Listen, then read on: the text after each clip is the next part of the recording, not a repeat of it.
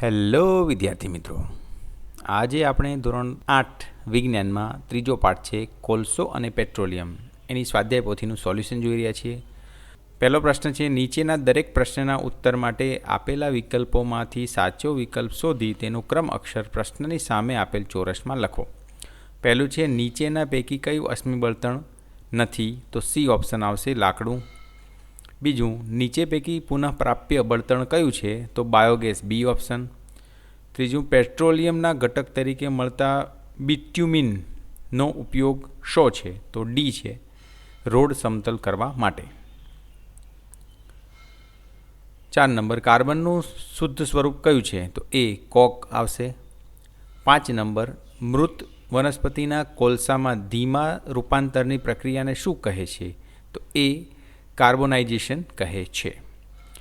6, નીચેના પૈકી શાનો ઉપયોગ સ્ટીલના ઉત્પાદનમાં થાય છે? તો કોક, સી ઓપ્શન આવશે. 7, નીચેના પૈકી કોને કાળું સોનું કહે છે? તો પેટ્રોલિયમ, બી ઓપ્શન આવશે.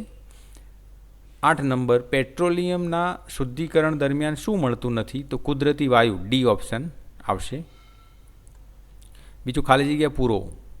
પહેલું છે, અશ્મિ બળતણ કોલસો, પેટ્રોલિયમ અને કુદરતી વાયુ હોય છે. પેટ્રોલિયમમાંથી વિવિધ ઘટકોને અલગ કરવાની પ્રક્રિયાને શુદ્ધિકરણ કહે છે. ત્રીજું, સીએનજી એ વાહન માટે સૌથી ઓછું પ્રદૂષણ કરતું બળતણ છે. 4 નંબર, જંગલો અને વન્યજીવોને પુનઃ અપ્રાપ્ય કુદરતી સંસાધનો કહે છે. 5 નંબર, પેટ્રોલિયમ અને કુદરતી વાયુમાંથી મળતા ઉપયોગી પદાર્થોને પેટ્રોકેમિકલ્સ કહે છે. 6 નંબર, પેટ્રોલિયમનો ઘટક બિટ્યુમિન રોડ સમતલ કરવા માટે વપરાય છે. 7 નંબર, પેટ્રોલિયમના બહોળા વ્યાપારિક મહત્વને લીધે તેને કાળું સોનું કહે છે. 8 નંબર, દુનિયામાં તેલનો કૂવો સૌપ્રથમ અમેરિકાના પેન્સિલ્વેનિયામાં ખોદવામાં આવ્યો હતો. 3 નંબર, નીચેના પ્રશ્નોના માત્ર ઉત્તર લખો. ટ્રક જેવા ભારે વાહનોમાં બળતણ તરીકે વપરાતી પેટ્રોલિયમની પેદાશનું નામ જણાવો. તો ડીઝલ. બીજું છે, પુનઃપ્રાપ્ય કુદરતી સંસાધનનું એક નામ જણાવો. તો સૂર્યપ્રકાશ, હવા. સજીવોના મૃતદેહોના અવશેષોમાંથી મળતા બળતણોને શું કહે છે? તો અશ્મિ બળતણ કહે છે. કોલસાનું કયું ઉત્પાદન ધાતુ નિષ્કર્ષમાં વપરાય છે? તો કોક.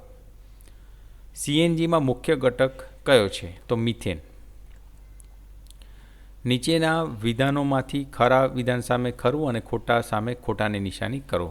સીએનજી એ પેટ્રોલ કરતાં વધારે પ્રદૂષણ કરતું બળતણ છે. ખોટું. સીએનજીમાં પ્રદૂષણ ઓછું થાય. બીજું, કોક કાર્બનનું લગભગ શુદ્ધ સ્વરૂપ છે. સાચું. કોલટાર વિવિધ પદાર્થોનું મિશ્રણ છે. સાચું. કેરોસીન અશ્મિ બળતણ નથી. ખોટું. 5 નંબર, પુનઃ અપ્રાપ્ય સંસાધનો માનવ પ્રવૃત્તિઓ દ્વારા ખલાસ થઈ શકે નહીં. ખોટી વાત, ખલાસ થઈ જાય. 6 નંબર, અશ્મિ બળતણો પુનઃ અપ્રાપ્ય કુદરતી સંસાધનો છે. ખરું.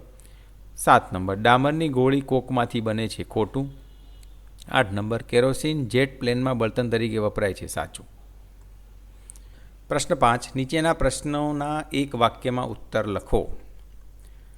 તો કોલસો અને પેટ્રોલિયમ જેવા કુદરતી સંસાધનો શામાંથી બનેલા છે? તો કોલસો અને પેટ્રોલિયમ જેવા કુદરતી સંસાધનો સજીવોના મૃતદેહોના અવશેષોમાંથી બનેલા છે. બીજો પ્રશ્ન, કાર્બોનાઇઝેશન એટલે શું? તો મૃત વનસ્પતિમાં કોલસામાં રૂપાંતર થવાની ધીમી ક્રિયાને કાર્બોનાઇઝેશન કહે છે. પ્રશ્ન 3, કોલસામાંથી મેળવાતા ઉપયોગી ઉત્પાદનોના 3 નામ લખો. તો કોલસામાંથી કોક, કોલટાર અને કોલગેસ આ 3 ઉપયોગી ઉત્પાદનો મેળવવામાં આવે છે. કોલગેસનો ઉપયોગ શો છે? તો કારખાનામાં કોલગેસ બળતણ તરીકે ઉપયોગમાં આવે છે.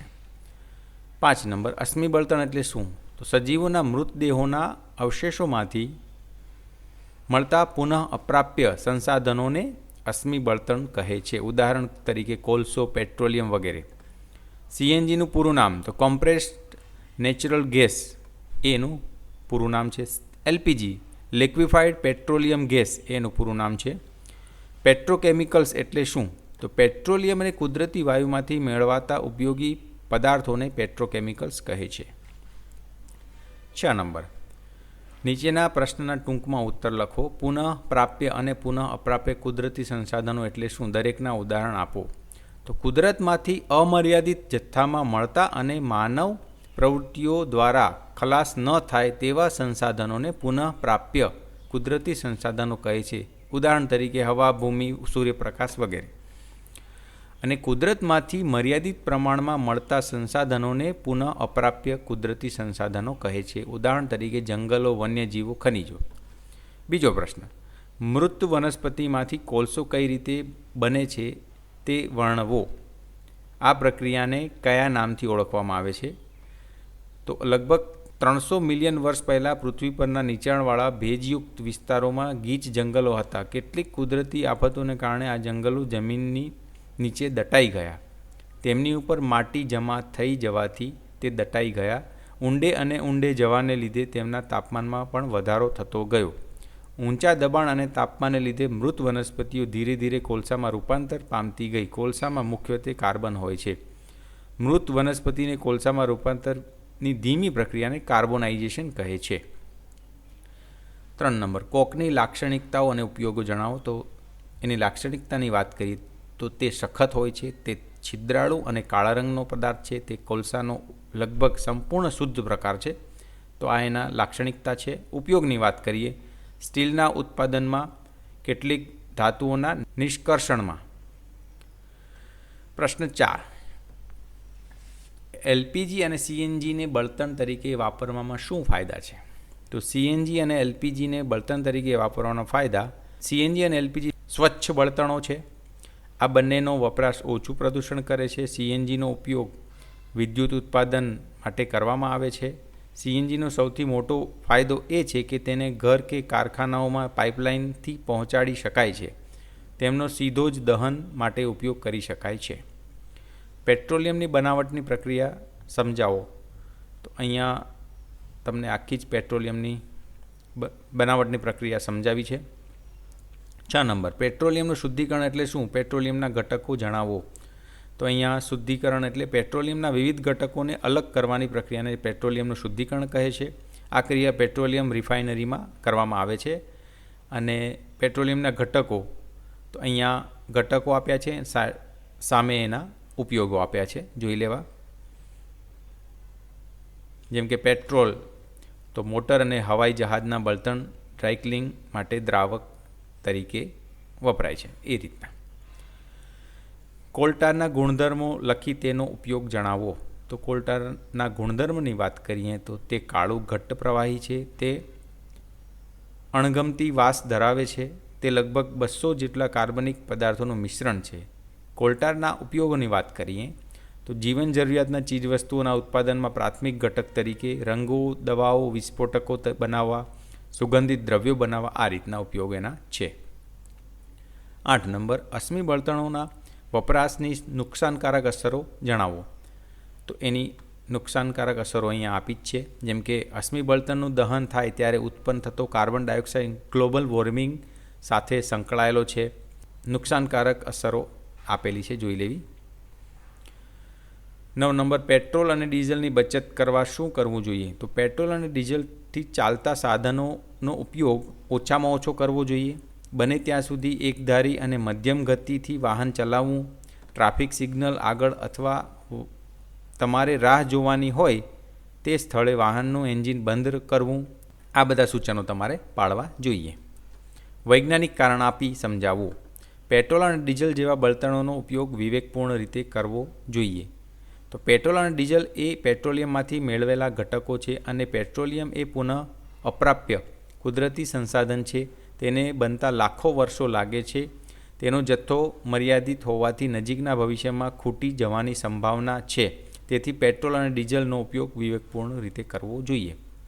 પેટ્રોલિયમને કાળું સોનું કહે છે. તો પેટ્રોલિયમમાંથી ઘણા બધા ઉપયોગી પદાર્થો મેળવવામાં આવે છે અને આ ઘટકોનો ઉપયોગ બળતણ, ઊંજણ, રંગો, માનવસર્જિત રેસાઓ અને પ્લાસ્ટિકના ઉત્પાદનમાં થાય છે. તેથી તફાવતના 2 મુદ્દા, કોલસો અને કોક. તો કોલસોની વાત કરીએ, પથ્થર જેવા કાળા રંગનો સખત પદાર્થ છે. કોક સખત, છિદ્રાળુ અને કાળા રંગનો પદાર્થ છે. બીજું, મૃત વનસ્પતિના કોહવાણથી લાખો વર્ષને અંતે બનેલો છે. કોલસા પર પ્રક્રિયા કરી મેળવવામાં આવે છે? એલપીજી અને સીએનજી. તો પેટ્રોલિયમ વાયુનું ઊંચા દબાણે પ્રવાહી સ્વરૂપમાં રૂપાંતર એલપીજી તરીકે ઓળખાય છે. કુદરતી વાયુનું ઊંચા દબાણે રૂપાંતર સ્વરૂપ સીએનજી તરીકે ઓળખાય છે.